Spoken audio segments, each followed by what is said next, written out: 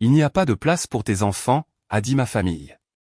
Il n'y a pas de place pour tes enfants, a dit ma famille.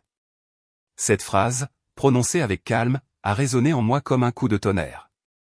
C'était un dimanche d'automne à Lyon, et le ciel était aussi gris que les regards autour de la table. J'étais revenu après des années d'absence, pensant naïvement que le temps avait adouci les rancunes, que la distance avait effacé les jugements. Je me trompais.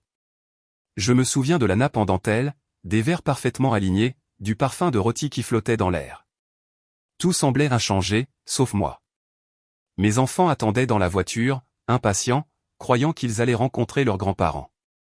J'avais promis un déjeuner de famille, des rires, peut-être même une photo tous ensemble.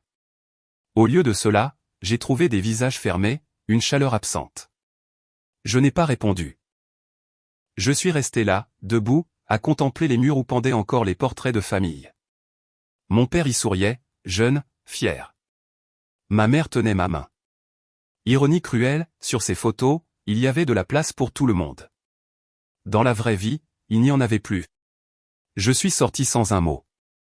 Le vent était froid, et mes mains tremblaient quand j'ai ouvert la portière de la voiture. Les enfants m'ont regardé avec cette innocence que seuls les jeunes possèdent. Je leur ai dit que le déjeuner était annulé, qu'on irait manger des crêpes sur la place Bellecour. Ils ont ri, heureux, sans comprendre.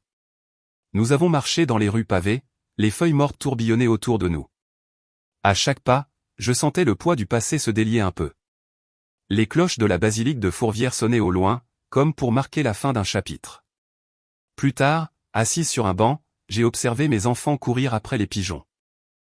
Leur joie était pure, contagieuse. J'ai compris alors que la famille ne se résumait pas à un nom, à une maison ou à un arbre généalogique. Elle se construit, elle se choisit. Et parfois, il faut fermer la porte derrière soi pour en ouvrir une autre, plus lumineuse. Le soir, de retour chez moi, j'ai rangé les vieilles photos dans une boîte. Je n'ai rien jeté, mais je les ai laissées reposer. Ce n'était plus une blessure, juste une trace. La phrase résonnait encore, mais elle n'avait plus le même pouvoir. Il n'y avait peut-être pas de place pour mes enfants dans leur maison. Mais dans la mienne, il y avait tout l'amour du monde.